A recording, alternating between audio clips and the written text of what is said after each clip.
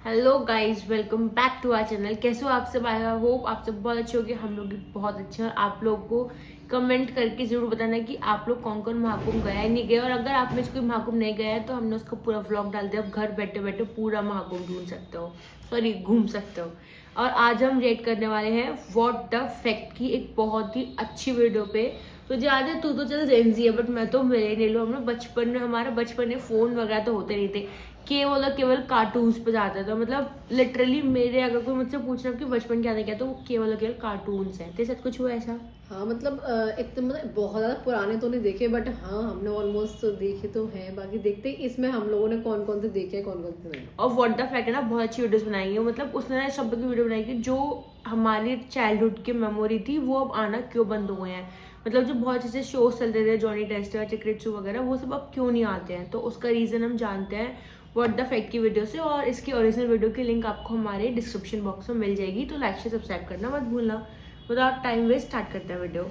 यार देखो, हमारे बचपन में कई कार्टून शोज आया करते थे। कहीं इतने ही ज्यादा इंटरेस्टिंग शोज हुआ करते थे कि आज भी वैसा शोज नहीं आता। और फिर ऐसा क्या हुआ, कितने ज्यादा डिमांड होने पर भी इन कार्टून शोज को बंद कर दिया गया? इसकी थी ये साजिश, और कौन से चैनल ने ऐसा जानबूझकर किया? आज की इस इंटरेस्टिंग वीडियो में हम इन सब के बारे में कवर करने वाले हैं। तो आराम से इस वीडियो को लाइक करके खाते खाते इसे एंजॉय करो। Shaun the sheep. अब यार तुमने कभी न कभी शाहरुख खान वाले आवाज के इस कार्टून को तो जरूर ही देखा होगा। शॉन तोबा तोबा, थारा मूड खराब कर दिया। भाई ये तो बड़ा नाइंसाफी है यार। मतलब शॉन द शेप दुनिया के 195 कंट्रीज में से 180 कंट्रीज में दिखाया जाता है, और वो भी सिर्फ एक ही कंट्री में कमेंट्री के साथ दिखाया जाता है। और जब उसी सेम इंडिया कंट्री में मैं उसकी कमेंट्री करने का ट्राई कर रहा हूँ, तो तुम मुझे चुप करा दे रहे हो।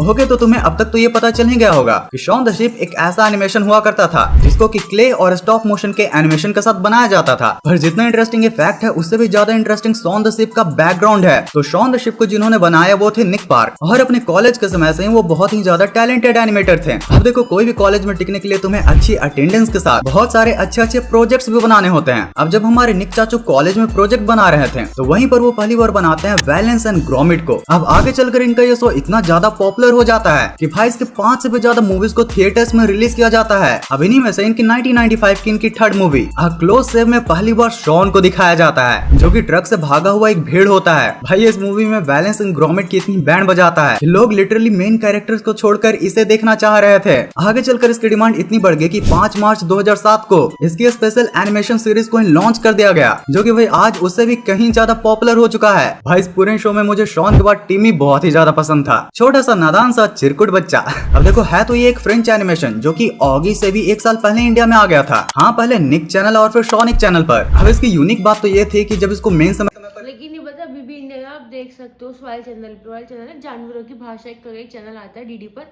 आप उस पे चैनल को देख सकते बट हो। ना जैसे मुझे तो पहली बार पता, मैं देखती तो थी मैं ये चैनल, मतलब ये शो, लेकिन मुझे ये चीज पहली बार पता चली कि ये क्ले से बनाया हुआ है। मतलब इसके जो वो बता रहा था ना कि क्ले से इसका मतलब पूरा डिजाइन किया हुआ है, ये चीज मुझे पहली बार पता चली।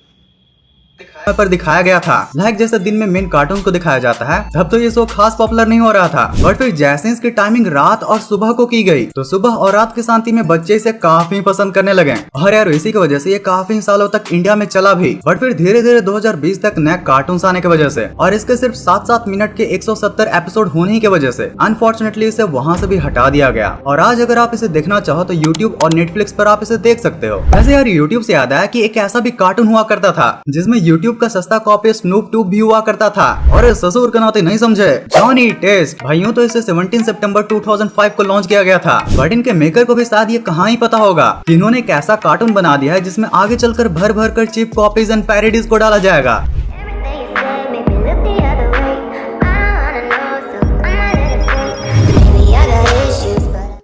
ओके, तो इस कार्टून में होता है जॉनी टेस्ट। जॉनी टेस्ट की 2 बहनें और उनके मॉम डैड। लेकिन जॉनी टेस्ट के बाद जो कैरेक्टर मुझे सबसे ज्यादा पसंद था वो था ये डकी। डकी द डॉग नहीं, डकी द भोजपुरी भैया।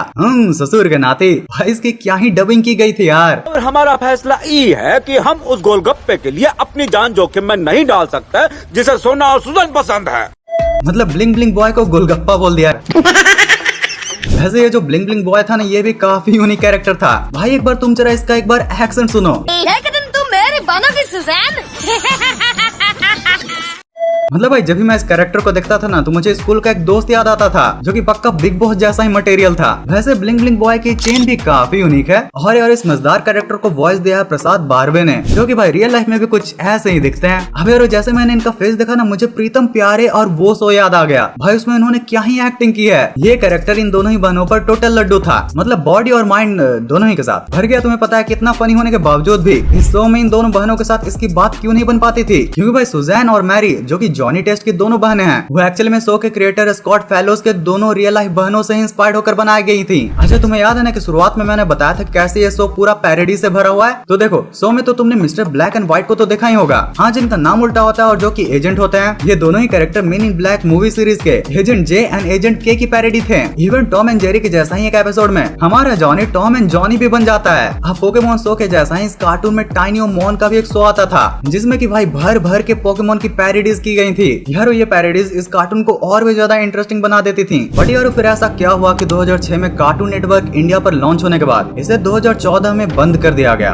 अब यार देखो अमेरिकन कार्टून होकर भी 8 सालों तक इंडिया में चलना ये खुद में एक बहुत बड़ी बात होती है, क्योंकि जापानीज एनिमे जहाँ पर हमें इमोशनली कनेक्ट करती है वहीं पर अमेरिकन कार्टून एकदम फास्ट पेस्ड होते हैं। शरारते मस्ती नटखटपंती भर भर कर होती है उनमें, इसलिए जल्दी कई पेरेंट्स उनको देखने भी नहीं देते। और जॉनी टेस्ट के सिर्फ 117 एपिसोड इंडिया में 8 सालों तक चलाए गए हैं, जिसके बाद ऑब्वियस ही बात है कि जब नए शोज आएंगे तो ऑडियंस उस तरफ ही शिफ्ट होगी। भाई ओरिजिनली अगर अमेरिका में इसके 117 से भी ज्यादा एपिसोड बन गए होते हैं तो मेरे ख्याल से आज भी इस कार्टून को आराम से दिखाया जा सकता था। अब देखो 2021 में इसके नए सीजन को तो लॉन्च किया गया है, बट 2014 से 2021 तक मोस्टली गायब होने की वजह से अब इसके राइट्स को नेटफ्लिक्स को दे दिया गया है। वैसे अगर तुम इस कार्टून के तगड़े फैन रहे हो तो जरा मुझे ये बताओ कि ये चेन और ये यूनिक स्टिकर किसकी है? वीडियो को लाइक और कमेंट करके जरूर बताना। और अब आ गया है वीडियो का सबसे इंटरेस्टिंग पार्ट, जिसमें तुम लोग एक ऐसे लाइफ लेसन के बारे में जानोगे जिसके वजह से डोरेमोन का तो रेपुटेशन बच गया था, बट उसी के रिलेटेड एक कार्टून को हटा दिया गया था, कित्रेत्सु। तो यार तुमने कहीं बार सुना होगा कि कित्रेत्सु डोरेमोन की सस्ती कॉपी है, बट एक्चुअली में क्या तुम्हें पता है कि कित्रेत्सु ही वो एनिमे था जिसने पेरेंट्स के नजर में फुजिको फुजियोस को काफी मान सम्मान और रिस्पेक्ट दिलाई थी। क्योंकि जब 1980s में डोरेमोन एनिमे को बनाया गया था तो उसके गैजेट्स एंड फैंटेसी वर्ल्ड को तो बच्चे काफी पसंद कर रहे थे, बट वहीं पर कई पेरेंट्स का ये कहना था कि ये बच्चों को बस गलत बातें ही सिखाता है, जैसे कि बच्चों को सिखाता है कि नोबिता जैसा आलसी होना चाहिए, किसी भी काम के लिए गैजेट्स पर डिपेंड होना चाहिए, जिसकी वजह से बच्चों पर बहुत ही गलत इम्पैक्ट पड़ रहा था। और उनमें से कई लोग बस यही सोचा करते थे कि बस अब डोरेमोन के आने का वेट है, एक बार मेरी जिंदगी में डोरेमोन आ गया तो मेरी भी सारी ही चीजें फिक्स हो जाएंगी। अब यार इतने एलिगेशंस को शांत करने के लिए फुजिको फुजियो सीरियसली ना ये किकरेट्सु वाला भी ना शो बहुत अच्छा था। डोरेमोन तो ऑब्वियसली था ही, बट हाँ ऐसा मैं भी अपनी मम्मी से कभी भी कहती थी कि काश मम्मी मेरे पास डोरेमोन होता तो है ना मेरा सारा होमवर्क कर देता, लेकिन वो रियल लाइफ में पॉसिबल था नहीं। बट हाँ किकरेट्सु बहुत अच्छा था, मैंने तो देखा है ना। मुझे डोरेमोन से ज्यादा तो कित्रेत्सु भी अच्छा लगता था।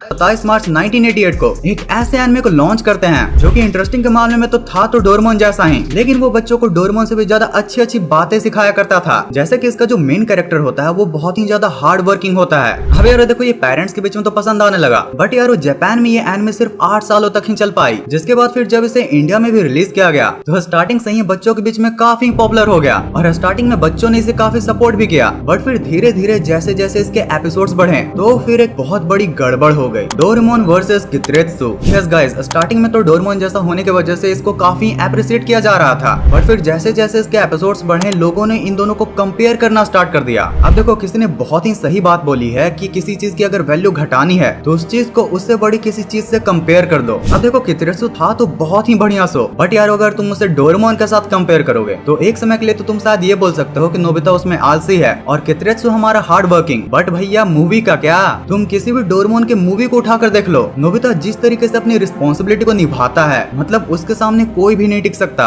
और यार साथ में जहाँ पर कित्रेत्सु में पास्ट के गैजेट को दिखाया जाता था तो वहीं पर डोरेमोन में फ्यूचरिस्टिक के नए नए गैजेट्स को। अब इन्हीं कई रीजंस के वजह से डोरेमोन और कित्रेत्सु के टाइमिंग को एक ही चैनल पर बहुत ही अलग कर दिया गया। डोरेमोन को जहाँ पर सुबह में दिखाया जाता था वहीं पर बेचारे कित्रेत्सु को रात में शिफ्ट कर दिया गया। अब अगर कोई भी कार्टून को तुम रात में शिफ्ट करोगे तो टीआरपी आने से रही, जिसके बाद फिर इन्हीं सब रीजंस की वजह से इसको पोगो पर भी रिलॉन्च किया गया था। बट फिर पोगो पर ऑलरेडी छोटा भीम ही फेमस था और वैसे भी छोटा भीम और कित्रेत्सु के स्टोरी लाइन में तो बहुत ही ज्यादा डिफरेंस हो जाता है। जिसके बाद जब फिर इसे हंगामा पर शिफ्ट करने की कोशिश किया गया तब तक काफी लेट हो चुका था और साथ में वहाँ पर सिंचन ने ऑलरेडी सबके दिलों में अपना घर बना लिया था। भाई कितनी ट्रेजिक स्टोरी है यार इसकी। काश अगर ये सही चैनल पर और सही टाइमिंग के साथ लॉन्च होता तो आज शायद ये निंजा हथौड़ी की तरह इंडिया में काफी पॉपुलर भी होता और आज शायद इसके नए एपिसोड्स भी बन रहे होते।